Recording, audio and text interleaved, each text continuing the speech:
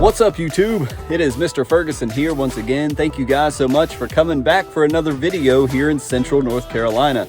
It is a warm, supposed to be 65 to 70 degree day here in February, so I'm so happy to be able to be outside and be able to film another video this Friday today for you all for some free content about lawn care. We're getting closer and closer to that spring warm up, and our ground temperatures, as soil temperatures beginning to warm up, we know that our next big application is our pre-emergent treatment. So we want to talk about that again today. We talked about it a couple videos back, but we want to dive back into that topic again with some more information there. And again, just thank you guys for that continue to come back through these winter months and support the channel. I do appreciate you all.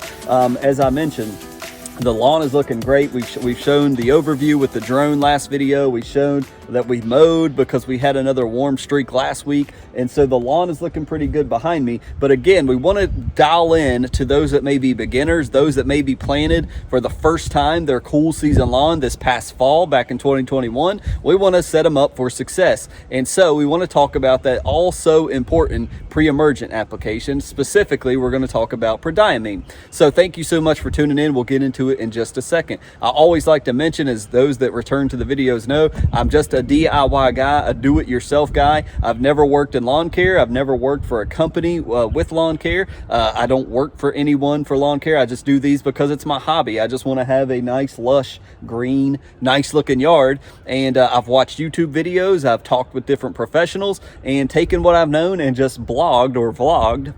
As you guys see in the content history here of the channel, we've just went from a very terrible looking yard to a much better looking yard, and now we're going into year 3, I believe, if I'm not mistaken now, of planting a nice cool season lawn here in North Carolina. So thank you for joining, and again, if you're not subscribed, if you enjoy DIY content, if you enjoy the journey that we're going on here, I advise you to hit the subscribe button. If you're interested, hit the bell if you want to be notified when videos come out. Thank you for all who have done that. Thank you for those who may do it this video. And with that, let's get into the video and talk about Mr. Prodiamine. So thank you guys so much for stopping by once again. I'm going to slide the tripod over a little bit. We've got my little props back here. So remember when I told you about I got some prodiamine for Christmas? This is the first bottle of prodiamine that I ever bought. I believe this is a gallon of prodiamine. Now, as I mentioned, I wrote on the back. Now, keep in mind, like I wrote on my bottle of prodiamine here that I've got enough for probably till I die.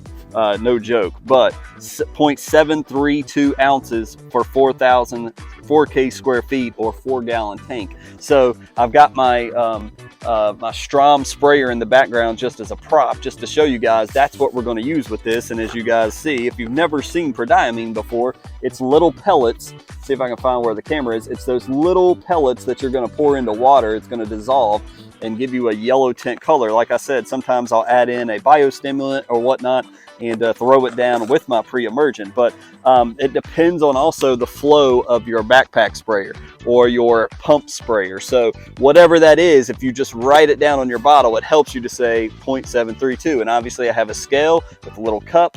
I pour in my prodiamine. I add that over here to my backpack sprayer, and we get to town and we get to going and spraying. So the main thing that I wanted to talk about is we mentioned last video, and we'll quickly cover some of the stuff we talked about, but the pre-emergent, guys, if you're new to lawn care, pre-emergent in your lawn is so vitally important. Why, Mr. Ferguson? Why do I keep hearing everybody talk about prodiamine or pre-emergent app or what? I don't even care. I just want green grass. And that's what everybody wants. Everybody wants to have a green lawn and have weed free, so that when those people drive by, when those folks are walking in your neighborhood, walking their dogs, they're coming by, they're looking at your lawn like, man, look at that guy's grass. He ain't got a weed in there. No crabgrass, no nothing. That's the goal. We all want to have a nice lawn with no weeds. How do we get that weed-free lawn? And the answer is prodiamine or pre-emergent. And we talked about split apps, and we'll get into that in a second. But the next question that I've got, even in the video, though we covered it, is, well, Mr. Ferguson, when do I need to put down pre-emergent?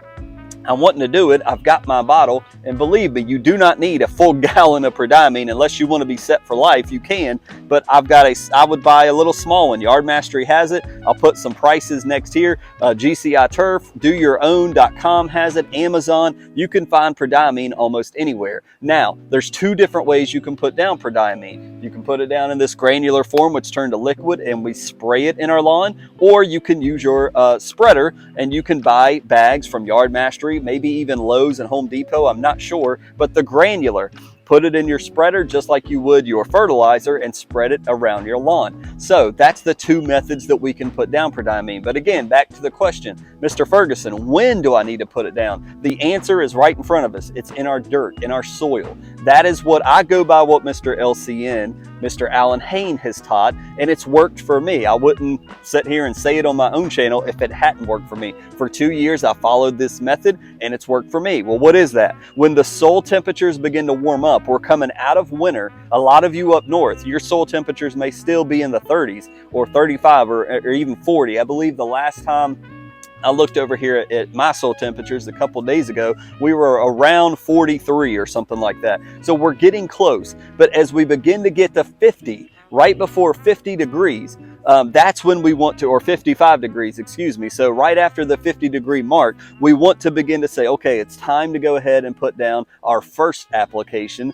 of prodiamine. We want to split the applications up. Well, how do we know? Well, 55 degrees is the first temperature where we're going to lay down our application. And then the next time, it's about 30 or 35, 40 days from there, we want to wait till soil temperatures warm up to right below 70 degrees. When they get right below 70 degrees, that's when we want to put down our second application of prodiamine. Now, remember, prodiamine, when it's laid down, and again, sometimes you can just put it down as is. If you want to add in some RGS or some CK for some stress relief coming out of winter, if you want to add in something else, check the label.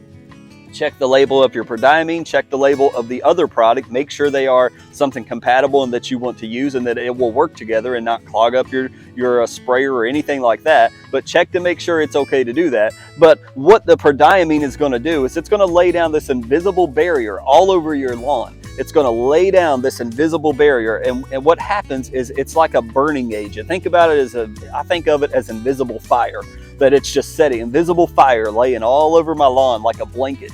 And what happens is when these weeds begin to come up, or anything that tries to grow past that barrier up into our soil like grass, it's going to burn the tip of that plant and stop it. And so it's stopping the crabgrass, it's stopping any of the weeds from, obviously if you have weeds right now when we go and spray, they're not going to die. Pre-emergent means it's stopping it before it happens. Where our post-emergent is, oh, I see weeds, I need to knock them out and kill them now. That's post-emergent, it's above ground. So pre-emergent is stopping crabgrass, stopping POA if we did it in the fall, stopping weeds before they start. So let's talk a little bit about the split apps. We talked about that the last video, stopping crabgrass before it starts. That's the purpose of this really important prodiamine application. So what is the purpose of the split apps? I had to go back and research my friend Mr. Alan Hain and say, well, what is it? Well, what is the main reason why? And according to him, I give, again, credit goes to Alan Hain, that his theory, and again, this is the way I've done it and this is what worked, is how he used an example. How when you go and you paint, you may paint the shed back here that I've got and do it, and you may miss a spot. If you just say, okay, we're good, you just go, you're trying to get it done, you're like, oh, I really hate painting, and you're painting, and you say, all right, we're good. Well, if you was to come back and do another application of painting, not only is it going to double the paint and make it look better, but any spots that you missed, you're going to cover it, and you're pretty much 100%. Once you do that job twice, you're probably going to have every single piece of the wood covered. If you do it twice, you may see something the second time that you missed. Oh man, I didn't even paint that the first time. And so that's kind of the theory or the mindset about prodiamine using split applications. At the 55 degree mark, we're putting down our first application of the prodiamine. And again, refer back to the old video. I don't have those calculations in front of me, so go check it out in the corner wherever I'm putting it right here. But go look at the distances. But we're going to put down our distances, measurements.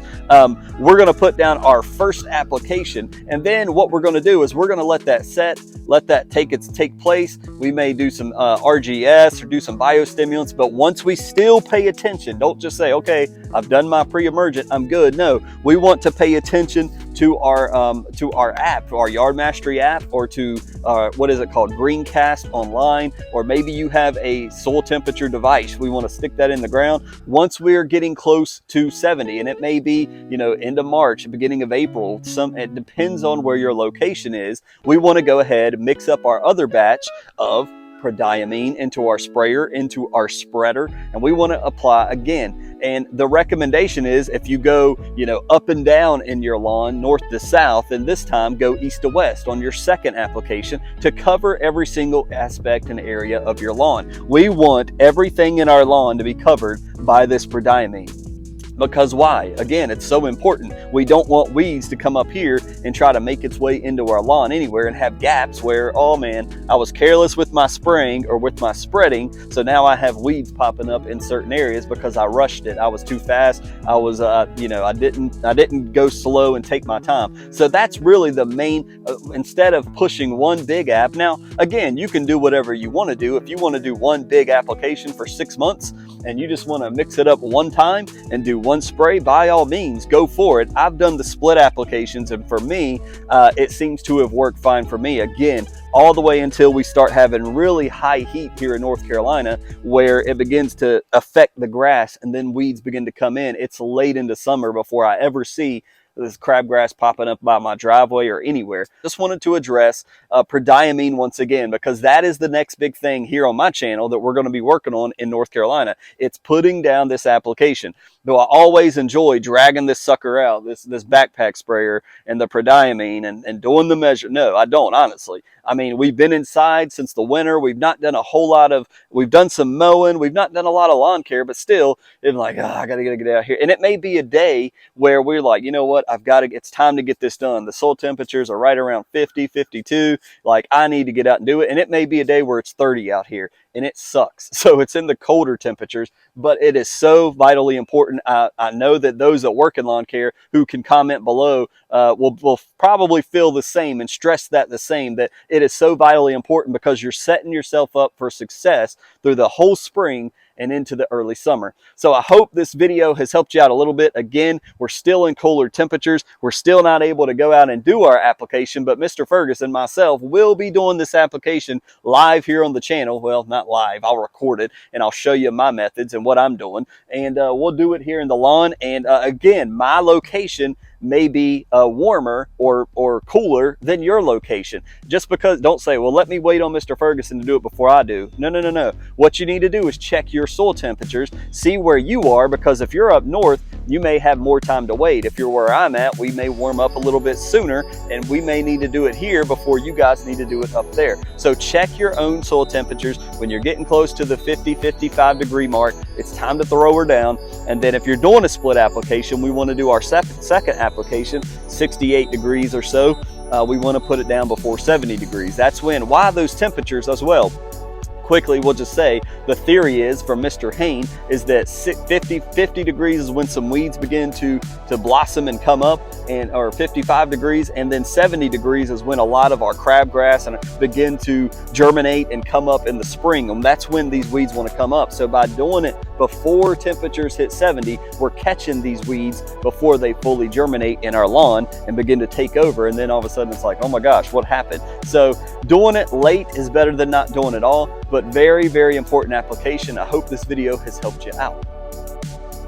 So thank you guys for watching. I'm anxious to get out there and spray. I've not sprayed anything since we seeded. So, you know, the thing about it is I've got some RGS, I've got some other biostimulants down here in my shed that I do want to spray, that I talked about how I'm going to let up on the biostimulants some, and I'm not going to be spraying a whole lot because I want to see what the lawn looks like without using these things all the time, because I've used them pretty much the last 2 years since I've had a lawn, and I'm interested to see what the lawn looks like without biostimulants. So be tuning in for that. If we do some biostimulants spray, we'll be sure and document that here on the channel. Thank you guys so much for watching. I'm going to put these things back in the shed where they belong so my wife don't kill me, and we'll see you guys on the next video. God bless.